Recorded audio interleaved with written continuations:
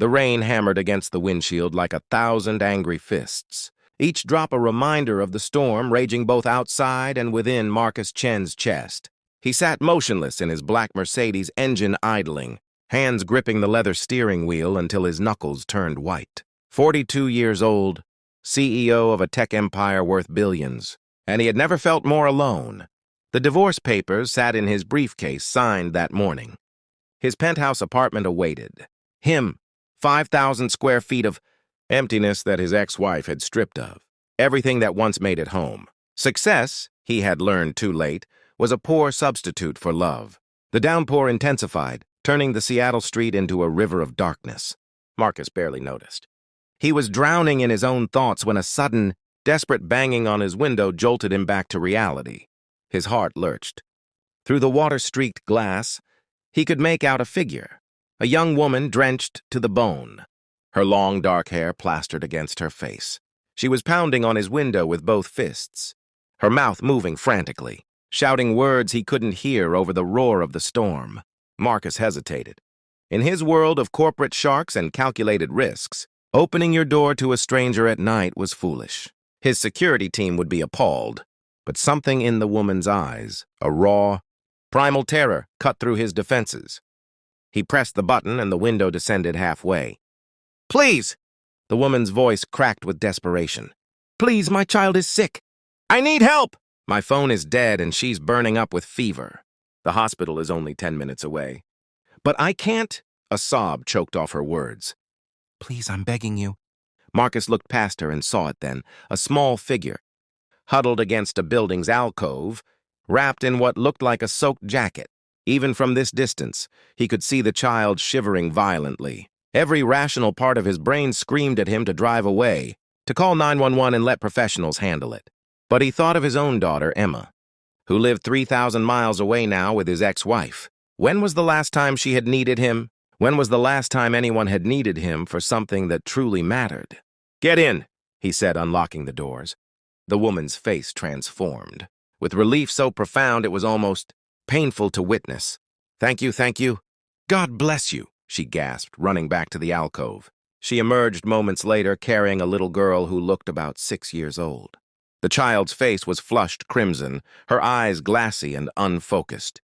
They scrambled into the back seat, bringing a wave of rain and cold air. The woman immediately wrapped her arms around her daughter, rocking her gently. "It's okay, baby. It's okay now. We're going to get you help." "St. Mary's Hospital?" Marcus asked, already programming the GPS. Yes, please." He pulled into traffic, windshield wipers working overtime. In the rearview mirror, he watched the woman cradle her daughter, whispering soothing words. The little girl whimpered, her small hands clutching at her mother's wet shirt. "How long has she been sick?" Marcus asked. "The fever started this afternoon. I thought it was just a cold, but it kept getting higher. I gave her medicine, but nothing helped. Then she started saying her neck hurt, and I just knew—" Her voice broke again. "I knew we needed a doctor. Our car broke down last week. I couldn't afford to fix it yet. I was trying to catch a bus, but they stopped running this route an hour ago because of the storm. I was carrying her, trying to walk. But she's getting worse, and She couldn't continue. Marcus's hands tightened on the wheel. Here was a mother who would walk through a hurricane for her child, while he hadn't seen his own daughter in 3 months. The comparison stung. "What's her name?" he asked softly. "Sophia. Her name is Sophia. And yours?" "Maria Santos." "We'll get Sophia help, Maria. Hold on." He pressed harder on the accelerator, navigating through the flooded streets with the precision that had made him successful in business. The hospital was close, but every minute felt like an hour. In the back seat, Sophia's breathing had become labored, raspy. Maria's whispered prayers mixed with the sound of rain. "Please don't let my baby die," Maria whispered. Please. Something cracked open in Marcus's chest. When had he become so isolated that he'd forgotten this? The raw, beautiful terror of loving someone more than yourself? He'd been so consumed with building his empire that he'd lost sight of what empires were supposed to protect. They screeched into the hospital's emergency entrance. Marcus threw the car into park and jumped out, yanking open the back door. "Let me help." Maria stumbled out, and Marcus reached for Sophia. The little girl was burning up, her small body radiating heat even through the wet clothes. She weighed almost nothing. He rushed through the automatic doors, Maria right behind him, both of them dripping water across the sterile floor. "We need help!" Marcus shouted. "This child has a high fever and neck pain." The response was immediate. Nurses converged with a wheelchair, then a gurney. A doctor appeared, firing questions at Maria as they whisked Sophia through double doors. Maria followed, casting one look back at Marcus, gratitude and terror mixed in equal measure. Then she was gone, and Marcus stood alone in the waiting room, soaked through, his $1,000 suit ruined, his expensive Italian shoes squelching on the linoleum. He should leave. He'd done his good deed. His phone was already buzzing with missed calls from his assistant. But he couldn't move. He found himself sitting in one of the uncomfortable plastic chairs, watching the doors through which Sophia had disappeared. An hour passed, then 2.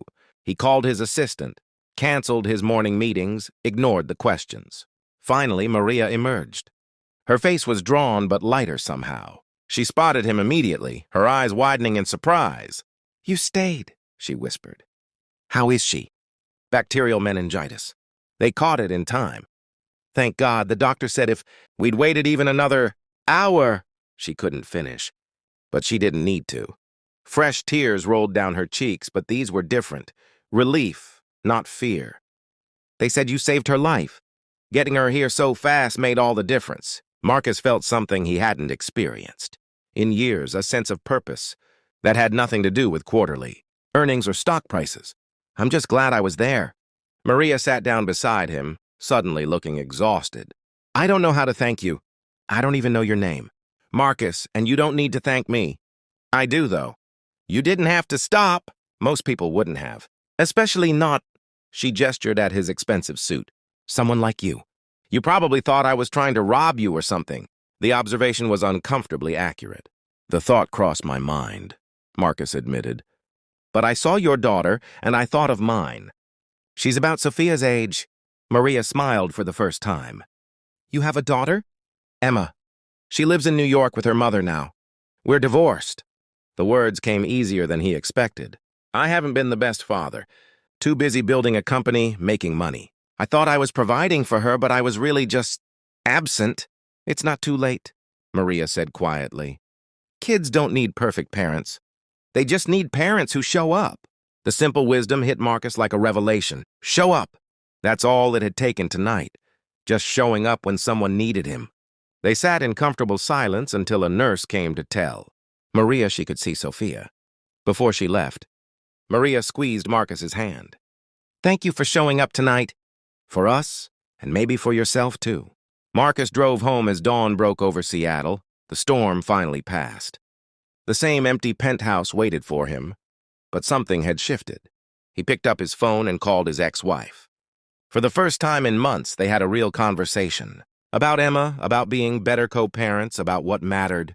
2 weeks later, Marcus stood in Maria's modest apartment, which he'd learned about when he'd quietly paid Sophia's hospital bills, watching his daughter, Emma, play with Sophia, both girls giggling over a board game.